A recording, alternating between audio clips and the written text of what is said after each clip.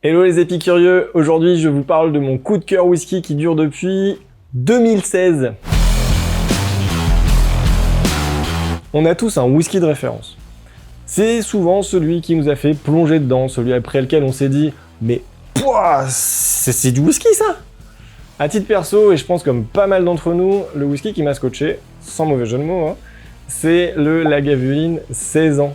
La première fois que j'ai goûté, j'ai trouvé ça complètement dingue et surtout carrément différent de ce que j'avais déjà bu, ce qui m'a donné envie de m'y intéresser.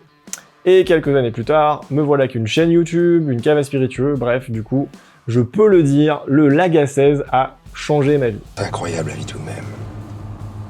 Et puis dans la vie de passionné, il y a des whiskies qui nous marquent. Quand on a la chance de pouvoir les goûter, on se rend vite compte que les whiskies légendaires, en fait, ils n'ont pas usurpé leur réputation, comme, je sais pas, par exemple, la Frog 74 Sherry pour la maison du whisky, le Bowmore Bicentenary 64 ou encore des vieux Springbank comme le Local Barley 66. Bref, il y en a tellement que c'est impossible de tous les citer, mais clairement, ces whiskies sont d'un autre monde et malheureusement d'un autre temps. Ben ouais, cette époque est malheureusement révolue et ça va être compliqué de retrouver ces émotions dans les whiskies modernes.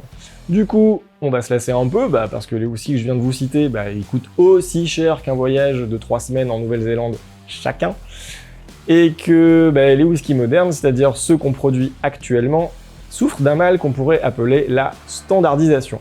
Sans se mentir, depuis une vingtaine d'années, la qualité globale des whiskies est supérieure. Il y a beaucoup moins de mauvais whiskies qu'avant. Mais quand même, avouons-le, ils se ressemblent tous de plus en plus, à quelques exceptions près. Et puis un jour, par hasard, et souvent quand on s'y attend le moins, on tombe sur un whisky qui vous bouleverse. Un whisky qui vous fait dire « Mais putain, c'est quoi ce putain de truc de dingue ?» Eh ben moi, ça m'est arrivé en 2016 au Whisky Live à Paris, sur une bouteille qui coûte 60 balles. Et depuis, j'ai toujours pas ressenti ce genre d'émotion avec un autre whisky. Ce whisky, c'était le... Retrouvez la suite du programme après la réclame. Non, je plaisante. Ce whisky, c'est le Westland American Oak. En 2016, personne ne connaît Westland. Peut-être même qu'aujourd'hui, il y a quand même pas grand monde qui connaît Westland d'ailleurs. Du coup, 2016, j'arrive au Whisky Live à Paris, je débarque sur le stand Westland. Enfin, le stand, c'était plutôt une petite table de 2 mètres sur 1 qui était tenue par un gars, timide, barbe rousse, chemise canadienne rouge, bref, c'était Matthew Hoffman, le fondateur de la distillerie. On discute, il me parle de son projet qui est de produire du single malt américain. Je me dis ouais, encore un truc américain, sûrement dopé au fût neuf et bien bourrin, je crois que ça va pas le faire. Ouais, j'étais un peu étroit d'esprit à l'époque, mais bon, je goûte quand même, sans grande conviction, et là... Alléluia. La claque! J'avais jamais goûté un truc pareil, un whisky si particulier, mais pour autant hyper accessible, un whisky 100% plaisir, mais qui présente un vrai intérêt gustatif. Du coup, laissez-moi vous présenter ce projet. Westland, c'est une distillerie qui a été fondée en 2010 à Seattle, dans l'État de Washington, aux États-Unis. L'idée vient de Matthew Hoffman, qui s'est formé à la distillation à l'université Heriot-Watt d'Édimbourg, et avec son pote Emerson Lamb, il se lance un défi, produire un single malt inspiré des traditions écossaises, mais en prenant en compte le terroir américain, et plus particulièrement celui de Seattle. L'idée est de s'inspirer de ce qui se fait de mieux en Écosse et de le mettre à la sauce américaine avec un vrai avantage. Il n'y a ni appellation à respecter, ni le poids des traditions. En fait, c'est une page blanche qui s'offre à eux, et ils comptent bien en profiter pour écrire l'histoire. Leur ligne directrice, celle qui les différencie des autres, c'est qu'ils ne sont pas là pour produire de l'alcool, mais pour fabriquer du goût. Et ça change toute la démarche. La particularité du terroir de l'État de Washington, c'est que, accessoirement, c'est le plus gros producteur d'orge aux États-Unis dans la vallée du Skagit, et qu'ils sont parmi les plus réputés. Donc c'est pas la peine d'aller chercher du maïs à 5000 bornes de là pour faire du bourbon, il y a tout ce qu'il faut sur place pour faire un bon whisky. Faut se rendre compte qu'à cette époque, peu de monde, voire quasiment personne, ne produit du single malt aux États-Unis. La catégorie n'existe tout simplement pas. Donc c'est un champ des possibles qui s'ouvre à Matt Hoffman, qui m'avouait en 2016, à l'époque où j'avais un blog, et donc j'ai eu l'occasion de l'interviewer, que son objectif c'était de créer une catégorie American Single Malt qui aurait une reconnaissance mondiale d'ici 10 ans. Donc ça c'est ce qu'il disait en 2016. Eh bien, il a réussi parce que la catégorie existe officiellement aux USA depuis décembre 2024. Westland a fait office de pionnière dans ce projet en posant les jalons du single malt américain et en participant très activement à la création de cette catégorie. Du coup, on comprend mieux pourquoi, ce jour de septembre 2016, j'ai eu l'impression de goûter un WONI, un whisky ouf non identifié.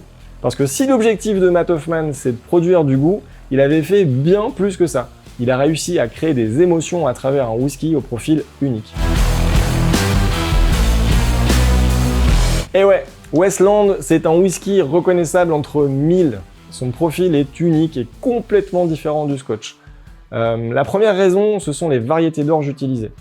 Dès le début du projet, Westland collabore rapidement avec des universitaires et des agriculteurs pour expérimenter la culture de variétés d'orge différentes de celles cultivées habituellement, toujours dans l'optique de fabriquer du goût.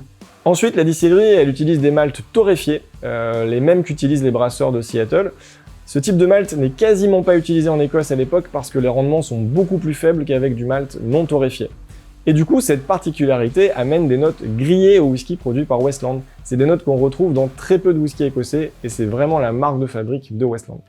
Ensuite, il y a une expérimentation sur les bois utilisés. Par exemple, Westland ne se contente pas d'utiliser des fûts de chêne américains, ils utilisent des fûts de chêne américains qui ont poussé dans la région de Washington. Les chênes qui ont poussé, pas les fûts. Ce chêne en question, c'est le Gariana. Et il existe une cuvée dédiée à l'exploration de ce type de vieillissement qui s'appelle Gariana. Ça par exemple. Au début de l'histoire de la distillerie, il y avait une gamme classique qui comprenait 3 whiskies. L'American Oak, celui qui m'a mis une grosse claque en 2016, le Sherry Cask et le Pitted. Ces 3 cuvées ont été remplacées par une seule et même cuvée, le bien nommé Westland American Single Malt. C'est très semblable à l'American Oak. Son profil est assez unique avec des notes, des notes grillées, des notes de riz soufflé, de céréales grillées, de chocolat au lait, de fruits blancs, de fleurs. Enfin, c'est assez complexe. Il y a une petite pointe de fumée très légère. Si vous connaissez pas, vous risquez d'être agréablement surpris. Et puis depuis peu, il y a 2 nouvelles éditions qui sont sorties à un prix assez raisonnable, le Wine Cask et le Beer Cask. Alors moi j'ai un petit souci avec le Wine Cask, ça veut pas dire que c'est pas bon, c'est vraiment à titre personnel, c'est le même que j'avais à l'époque avec le Sherry Cask. C'est qu'on retrouve moins ce côté croquant, que le fût de vin estompe un peu trop le caractère atypique du distillat de Westland et du coup, je trouve qu'on perd un peu l'identité de la distillerie. Par contre, le Beer Cask, alerte gourmandise. C'est un whisky vieilli dans des anciens fûts de bière qui propose une texture assez ronde avec des notes de crème anglaise, de fruits à coque, de caramel, de chocolat et puis toujours ce côté torréfié, grillé qui fait plaisir, qui rend le whisky assez croquant. Westland propose des whiskies innovants dans une gamme dédiée qui s'appelle la Outpost Range. Dans cette gamme, il y a des whiskies vieillis dans des fûts de Gariana, mais il y a aussi des whiskies produits à partir de variétés d'orge assez particulières, comme le Coléré, qui est d'une élégance et d'une délicatesse, d'une finesse assez dingue, ou encore le Solum, qui est lui un whisky fumé avec de la tourbe qui provient de l'État de Washington. Je crois que vous l'aurez compris, Westland et moi, c'est une grande histoire d'amour. J'ai réussi à choper quelques cuvées un peu spéciales qui n'étaient pas vendues en France, comme le Pitwick, ou encore d'autres cuvées qui exploraient des variétés d'orge un peu particulières. Et surtout, j'ai eu la chance d'accueillir Matthew Hoffman dans ma boutique à Chambéry il y a quelques années. Mes clients s'en souviennent comme une des plus belles soirées dégustation organisées ces 8 dernières années. Matthew Hoffman, c'est un ovni, c'est un geek, un passionné avec une humilité, c'est assez ouf.